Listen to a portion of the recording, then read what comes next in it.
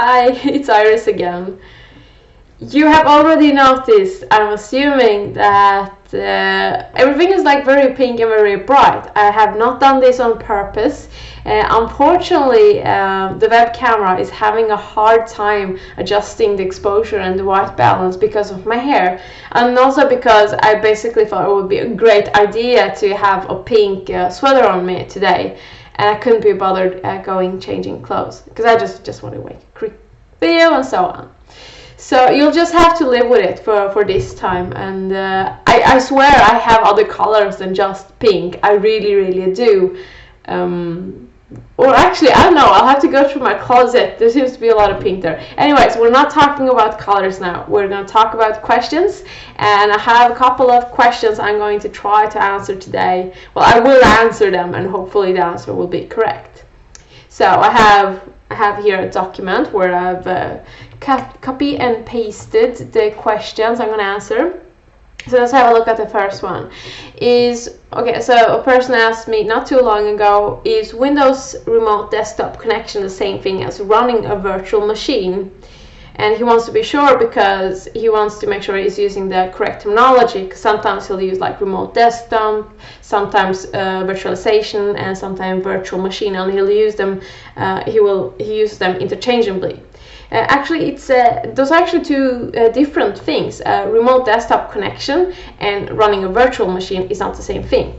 A virtual machine is like a simulated computer. Yeah, it's a simulated computer, and while an RDP, a remote desktop protocol, I love the big names, it's just an interface, like a graphical interface to either a physical computer or a virtual machine.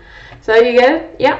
And actually, one of the first questions I asked in my stupid question series, and it's not a stupid question, okay? It's not a stupid question. I was like being super sarcastic with the whole stupid question thing. So stupid question number 4, which ain't stupid, is how does remote desktop work with private servers? And I like made a pretty drawing and everything. So you might want to have a look there, and also have a look at the comments there that we got on our little hobby server we set up at home. So moving on to the next question. Hi, I'm trying to make a quiz in my Windows 8 app in C#. I'm assuming they mean Windows Store application, without using a database. I have arrays and I want to save the score as a percentage, number of correct, incorrect, and unanswered questions. Could somebody please help me? Thank you in advance. So I answered this question on Stack Overflow because I found that the user had posted a question there as well. And the answer is, in case, because I've seen some people have been Googling and ended up to this question on the blog, so that's why I'm answering this question again.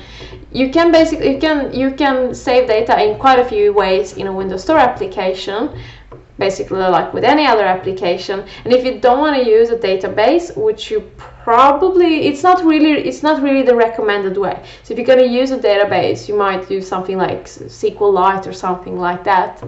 But okay, so he doesn't want to use that. So what are the options? Well, you could use a web service. That would be, it's going to be a lot of data. I would probably use a web service, or you can save it locally. So of course the application is sandboxed. So when you save locally, you can either save it as settings, and then you basically save them as key value pairs, and you can create several containers if you want to. But since this is not a setting per se, probably wouldn't be the best option from the information I've gotten here. It's like one sentence.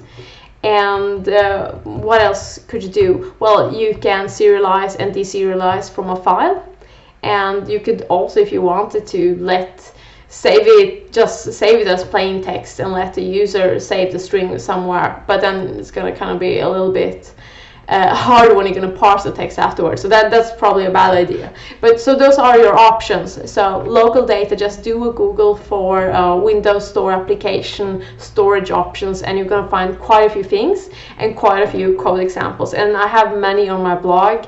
So just do a search on the blog and you'll find some. And always read the comments, okay? Always read the comments, because people will add more information later on and stuff. So that's pretty cool. Right. Now let's find another question. So I'm still getting quite a few of the personal questions. I'll try to sneak one in here and there so we don't have like videos just about me. And one question I've been getting a lot from people is, why don't you update your site? Yes, I know, my site is so extremely slow, and it's a pain in the buttocks. And I've been planning on moving the site for quite a while, but I haven't had the time. And I've been looking at a couple of options, and I might actually end up using Azure. I'm not sure, but the reason why I haven't been updating my site is I haven't had time for it. Basically, that's been the biggest problem. But I'm gonna make sure I will find the time, and I will definitely update the site before summer comes, and make it work in all browsers and work really well on phones and stuff like that. So I have plans. But I don't have time right now, so it will be done, okay? But feel free to give me any like requests or anything. What do you think I should change? What would you like to see on the site, and so on, and I'll definitely look into it. Okay, so I can feel like when I'm starting dragging out the words and I go like so, ooh, and yeah, stuff like that, basically means I don't have anything wise to say anymore. So I'm gonna end the video now, and thank you for listening and watching, and I promise you it won't be as pink next time. I'll make sure I record like with the phone or something. I don't know, I'll figure something out. Thank you for listening and watching another video, and have a fantastic day. Okay, bye.